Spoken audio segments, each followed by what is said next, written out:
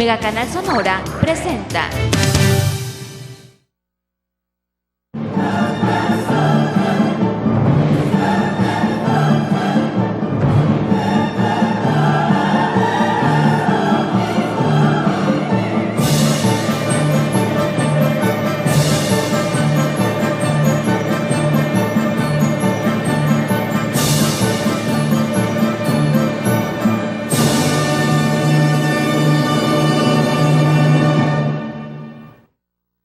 Muy buenas tardes, estamos en el programa Tiempos, un momento con la historia.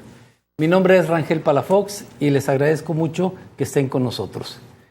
Hoy, como todos los jueves, vamos a tratar un tema diferente, completamente diferente, pero muy interesante. Y está muy relacionado con la historia de Sonora. Estamos hablando del desarrollo de la historia del bacanora, una bebida muy tradicional sonorense.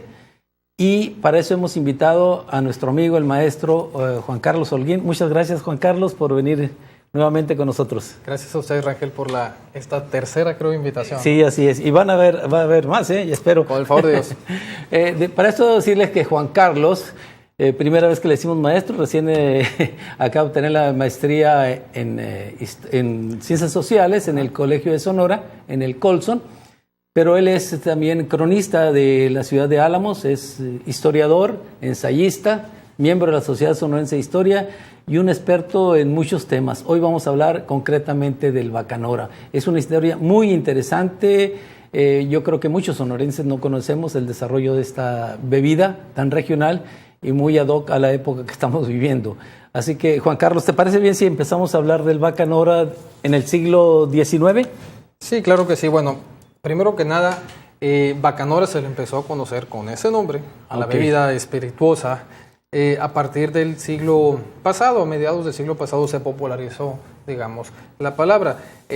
Francisco Almada nos dice en su diccionario que el poblado de Bacanora tiene fama por la producción de su mezcal. Entonces, bueno, a partir de la fama del poblado de Bacanora, Sonora, si podemos ver la imagen 3, es de ahí de donde nace, pues, llamarle así al destilado de mezcal. En este además, caso estamos viendo el pueblo de Bacanora. Mira qué bonito. Y además un nombre muy sonoro, muy sonorense, muy... Sí, así es, tiene una... pegajoso, ¿no? Exactamente, es como pegajoso, es muy original, digamos. Muy original. Y lo mismo pasó en tequila, ¿no? Era realmente un destilado, un aguardiente de mezcal, que como el más famoso o el de mejor calidad era del pueblo de Tequila, bueno, pues se le empezó a denominar a todo el aguardiente de Jalisco como tequila. Por lo tanto, en el siglo XIX no se puede hablar propiamente del bacanora, sino más bien del mezcal, del vino mezcal, del aguardiente, del destilado. Tenía todos esos nombres.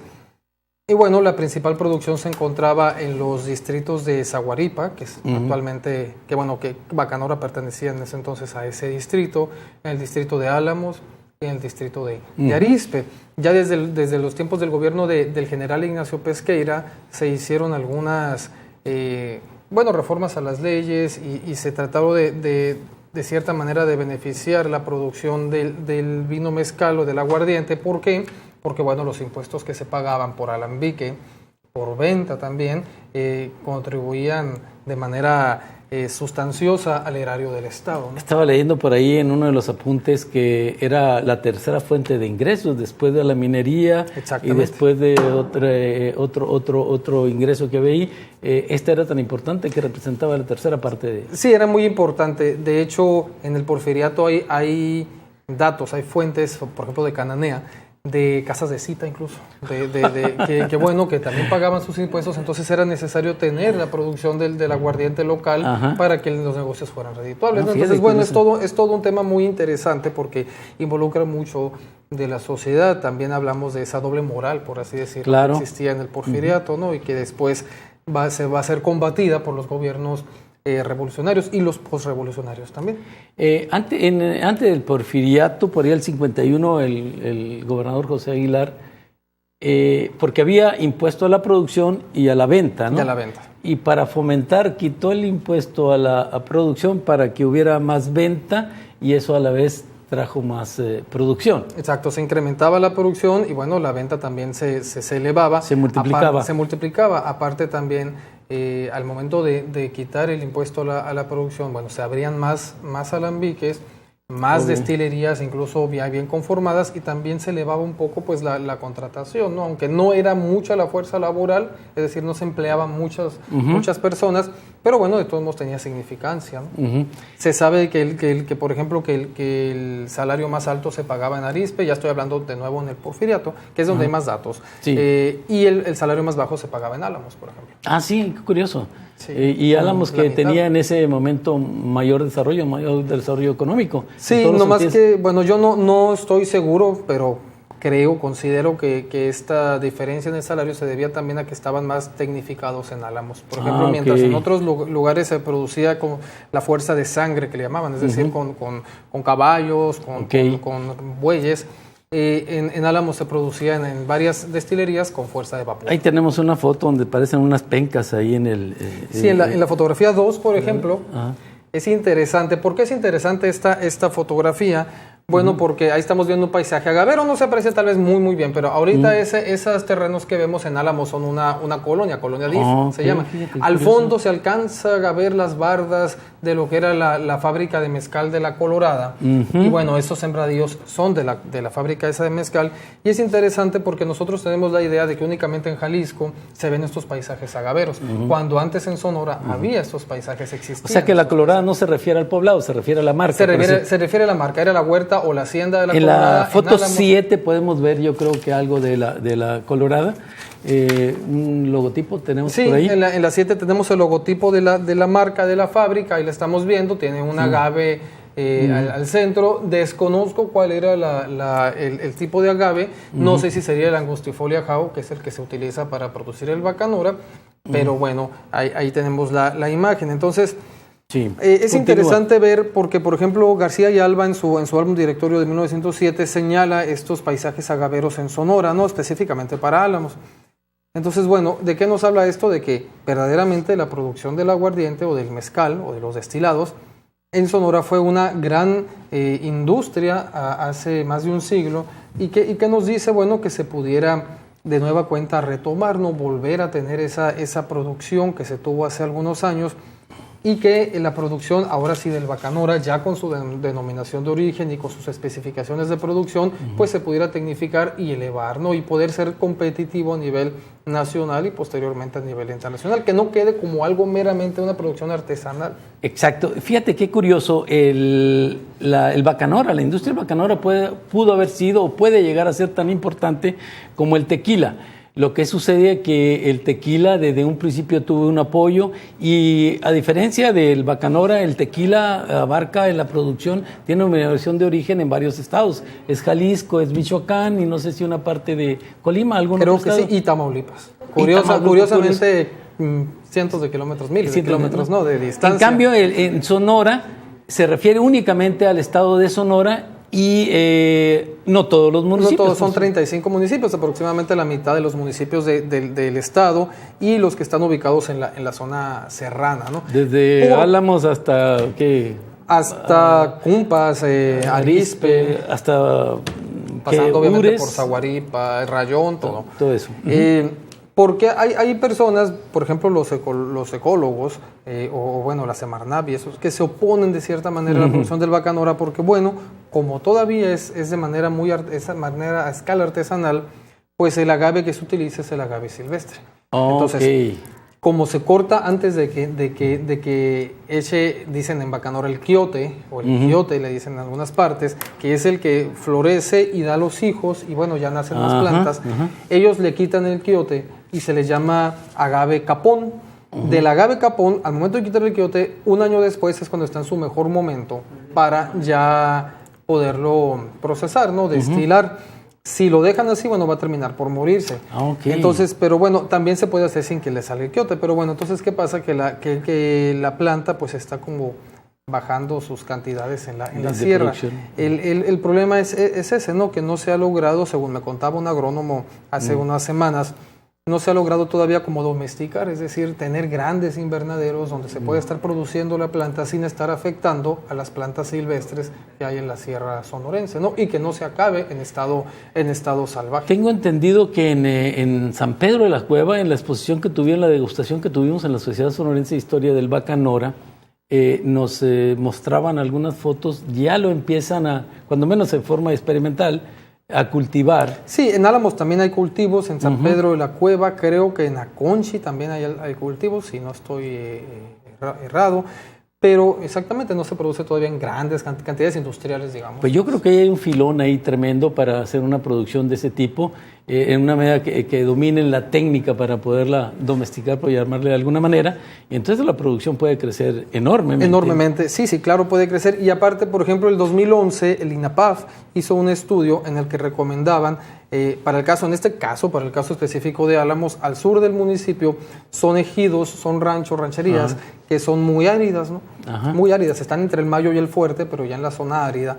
Entonces el INAPAF recomendaba la producción de agave en esa zona porque, bueno, no requiere de agua, de grandes cantidades de agua, de muchos cuidados. Y aparte que se puede utilizar lo que es la piña para producir bacanora o aguardiente, se puede también utilizar sus pencas para la fibra. Ahí tenemos la foto 9, ahí nos van a enseñar unas pencas que tiene darnos una idea, ¿no? Y también esta, ¿no? Sí, en la foto, por ejemplo, ahí es el rancho de Tepua. Creo que ese está en Aconchi, sí, está en Aconchi, y ahí podemos ver ya las piñas cómo son transportadas desde las montañas, desde la sierra, hacia el alambique, ¿no? Ahí ya están limpias, gimadas las piñas en este... Pero yo creo que va a ser un paso obligado, como sucede con el tequila, cultivar el agave, de otra manera pues se extinguiría. Sí, corre el peligro de extinguirse, y además, bueno, también el hecho de estar dependiendo únicamente de la producción silvestre de la sierra, bueno, hace que las empresas no puedan tener una producción muy fuerte. Por ejemplo, precisamente cuando fue el evento en la Sociedad de Historia, platicando con uno de los productores, miembro del Consejo Regulador del Bacanora, me decía que si les piden, por ejemplo, una tienda, no sé, 30,000 litros mensuales, bueno, no lo pueden producir porque no hay el suficiente agave, la materia prima suficiente. Entonces ya si se tiene una siembra constante, bueno, pues ya se va a hablar de una producción más constante. También, igual como pasa en tequila, ¿no? ¿Nos podías hablar de Urrea, que fue un gran productor ahí en Álamos? Sí, Miguel Urrea Perrón, si nos pone la fotografía número 8, por favor. Él fue el principal productor de aguardiente en Álamos durante el Porfiriato. Él junto con su hermano Joaquín Urrea Perrón, ellos heredaron la hacienda de La Colorada en Álamos. Todavía existe esa hacienda, está ya conurbada a lo que es la ciudad. La heredaron de su tío Miguel Urrea Ramos y de Justina Almada de Urrea, y ellos ahí establecieron una fábrica de mezcal. Si podemos verle, por ejemplo, la imagen 6, ahí se ve la fábrica de mezcal, la imagen que ellos utilizaban en sus membretes de los documentos. Ahí estamos viendo, todavía existe ese portal que se ve al fondo, todavía está. Entonces era la fábrica con mayor producción en el distrito de Álamos, más incluso que otra muy grande también que había, Yocoquigua. Urrea Hermanos la fábrica de La Colorada producía 39,000 litros anuales y tenía invertido 60,000 pesos. Algo de destacar es que la maquinaria que se utilizaba ahí había sido inventada por los mismos hermanos Urrea. No tengo imágenes de esa maquinaria, ni descripciones, simplemente en la prensa, en la publicidad de la época, ellos ahí presumen que son los inventores de su maquinaria especial. Tenemos, creo, la imagen del trapiche que utilizaban en la imagen 13, en la imagen 13, pero ese sí fue cuando recién inició la producción en La Colorada, porque ya a finales del Porfiriato se producía con vapor, y aquí creo que todavía era con tracción animal. Ahí estamos viendo, esas ruedas eran de piedra, y bueno, ahí echaban las piñas ya recocidas para que se trituraran. Es lo que ahorita sería la destrozadora, ¿no? En tequila, por ejemplo, le llaman las destrozadoras, pero son con navajas. Ahí no se molían, salía por una canaleta el parte del líquido, y bueno, ya lo metían todo en los contenedores para fermentarlo, ¿no? Vamos a hacer una pausa, si no tienes inconveniente, y regresamos para que nos platiques de la prohibición, que fue lo que frenó la producción aquí en Sonora, y cómo se restablece nuevamente la prohibición, que fue la ley seca, ley Calles. Ley Calles se le conoce así. Regresamos en un minuto. Gracias.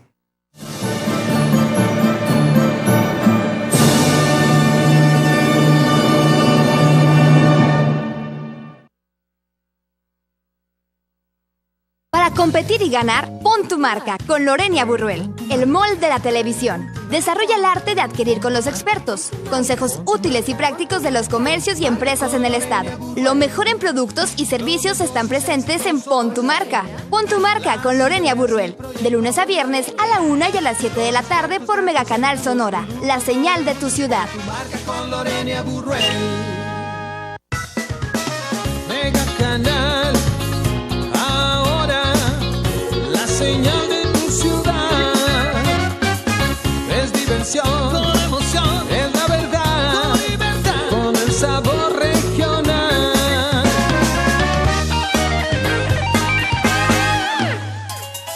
Es diversión, con emoción, es la verdad, con libertad, con el sabor regional.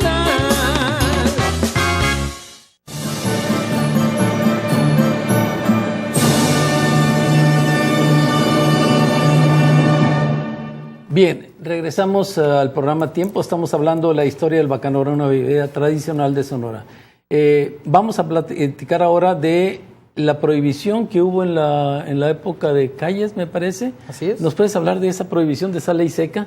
Sí, bueno, ahorita que les hablaba de esa doble moral que se llama del porfiriato, Sí, claro. Los revolucionarios quisieron pues combatir precisamente esto. Se dice que Calles, que el padre de Calles era alcohólico, que él bueno, sufrió mucho su infancia, su juventud por el alcoholismo de su padre, privaciones, etcétera. Entonces, bueno, siendo el gobernador, se publica lo que es la ley seca de Elías Calles, ¿no? Conocida como la ley seca, en agosto de 1915.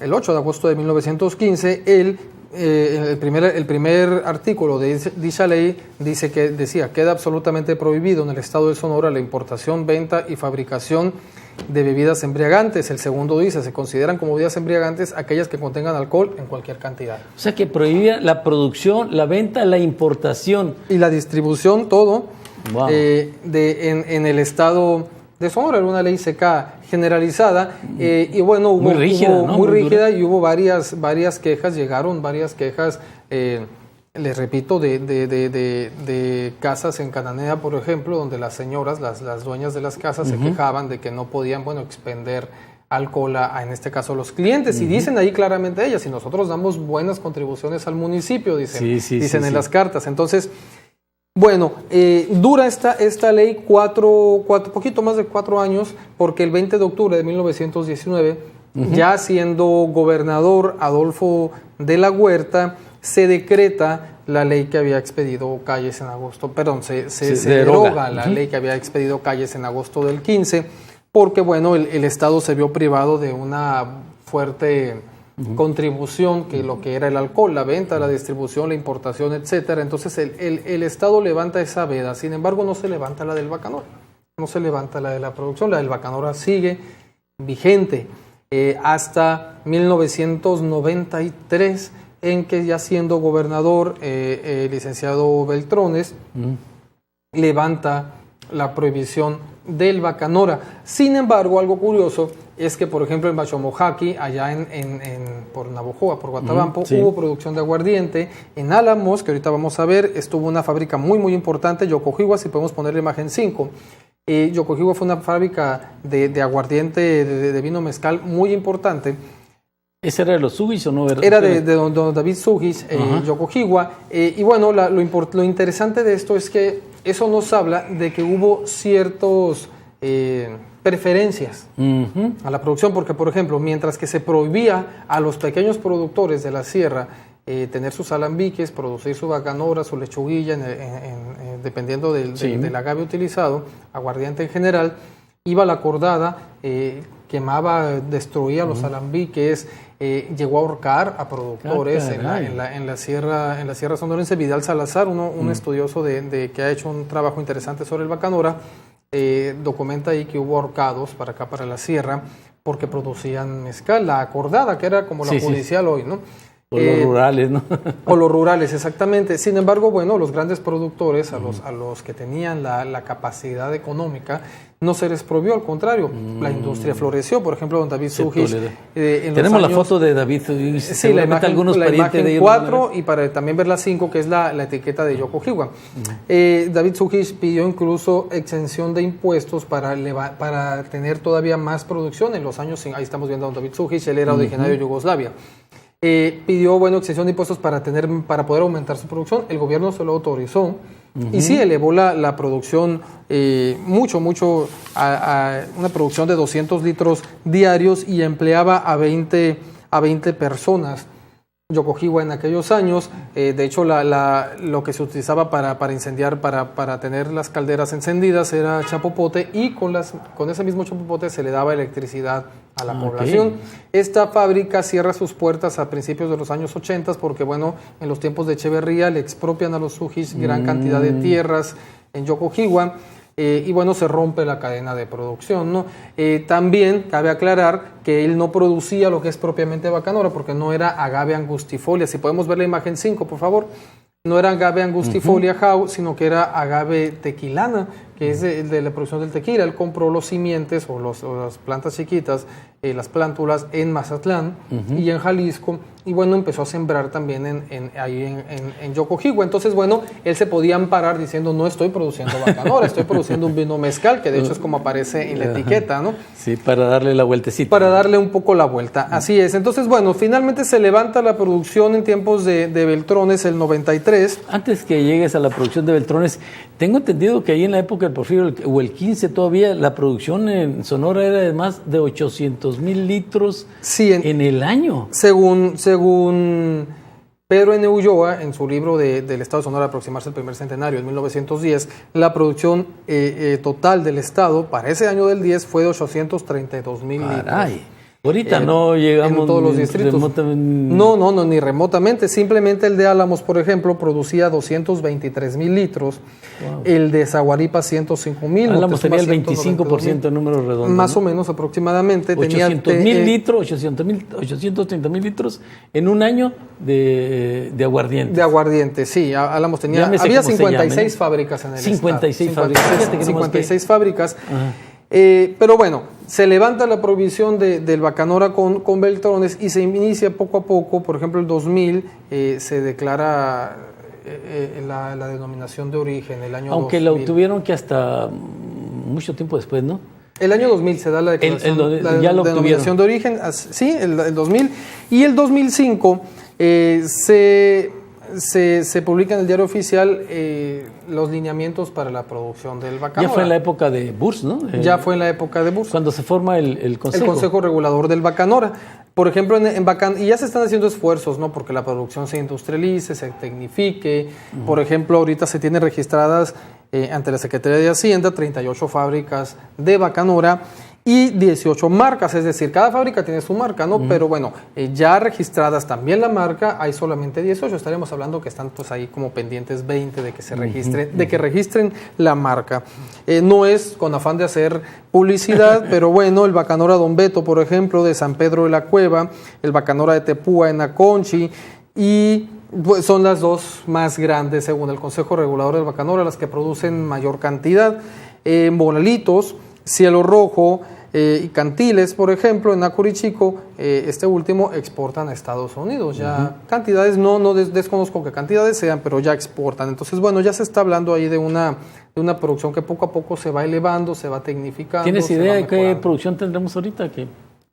No sabría decir, pero, por ejemplo, 30,000 litros hablaban el otro día de al mes, que una tienda, no sé cuál, pidió 30,000 litros y decían que ni todos los productores la producían. Entonces, bueno, es bastante baja la producción. Que de 800,000 a 30,000 se es desplomó, nada, ¿no? Sí, ni ¿qué será? El 10%, si acaso, se produce, yo creo, actualmente. En Bacanora, por ejemplo, hay un festival del Bacanora. Este año se realizó el 5º festival. Es un evento pequeño, pero pues significativo, porque pues se le empieza ya a dar más realce al nombre, al poblado, que también es importante. Es decir, no hay que quedarnos únicamente decir, bueno, voy a utilizar el nombre de Bacanora porque tiene la denominación de origen.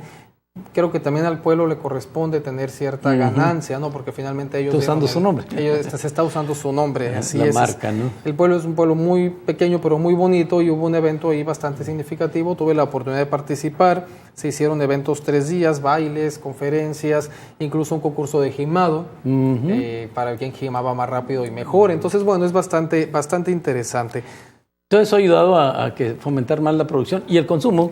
Y el consumo. Sin embargo, todavía seguimos lamentablemente con la idea de que de que tomar bacanora no es, digamos, de gente bien, como tomar tequila, ¿no? Sin embargo, ya han tenido varias variedades. Tenemos el blanco, el añejo y el... Incluso hay unos que les llaman curados, que tienen curado. uva lama, que tienen arándano, y también hay crema de bacanora, ¿no? Crema, que sí me tocó probarla Bastante, muy rica, ¿no? bastante Y buena. hablo del futuro. ¿Qué nos depara el futuro para el bacanora, de acuerdo con todo este análisis que has hecho? Bueno, pues el Consejo Regulador está intentando realmente aumentar la producción de bacanora, que se tecnifique, sobre todo que se logren hacer grandes invernaderos para no dañar al medio ambiente, ¿no? Y además, bueno, si se tiene agave angustifolia sembrado en parcelas, se capa, como dicen luego, Ajá. y se va a tener una producción mucho mejor que si se tiene en el monte, ¿no? O sea, ¿por qué? Porque se capa y de repente llega alguien y se lo lleva antes de tiempo, qué sé yo. Entonces, bueno, ya teniendo parcelas con dueños, pues se va a tener seguramente una producción mejor y de mayor cantidad. Sin embargo, fíjate que de lo que hemos visto y lo que nos has dado, yo creo que está frenando, es muy poca la producción para tantas marcas. Yo creo que al final de cuentas deberían de ponerme muy personal punto de vista, promover algún tipo de pool de tal manera de que se pueda hacer una sola marca o dos marcas y poder explotar más en forma del mercado internacional, nacional, internacional. Sí, claro, bueno, eso sí ya sería cuestión de que ellos se organizaran también los productores, los diferentes municipios. Entonces, bueno, se vuelve tal vez un poco complicado. Pero sí se tienen que forzosamente tal vez abaratar los costos de producción para que también el producto sea un poco más accesible para la gente, ¿no? Que pueda competir, en este caso, digamos, con el tequila. Oye, Juan Carlos, te agradezco mucho. Nos retiramos, tenemos 2 minutos escasos. Te agradezco mucho tu participación. No, muchas gracias a ustedes. Yo creo que hay tema para más. Yo creo que vamos a hacer otro programa el año que entra, ¿no? A mí no me resta más que agradecerle toda la atención que han puesto en este programa durante el 2015. Nuestro afán de hacer este programa es precisamente porque nos gusta la historia y entendemos la historia como un producto básico, un artículo de primera necesidad desde el punto de vista cultural. Tenemos que ir conociendo, lo hacemos con mucho gusto porque es materia obligada en todos los niveles de la educación. Necesitamos fomentar este tipo de conocimientos y para eso invitamos cada vez gente experta en diferentes temas. Antes de despedir este programa, le mandamos un saludo al ingeniero Lagarda, que acaba de tener una operación quirúrgica. Esperamos que se restablezca pronto. Este es el último programa del año. Los esperamos para el próximo año. Y antes de despedirnos, quiero agradecerle a mis colaboradores en la Sociedad Sonorense de Historia, Fabiola Rizón, Lupita Barbosa, que nos ayudan en la edición de fotos, y aquí tenemos a Aldo García, Ivonne Fernanda, que nos ayuda también en redes sociales, Twitter, Periscope, Facebook, Instagram. Así es que los esperamos para el próximo año, que tener el favor de su atención. Les deseamos feliz Navidad, un próspero año nuevo. Y yo me despido con una frase: conocer nuestra historia es amar a México. Gracias.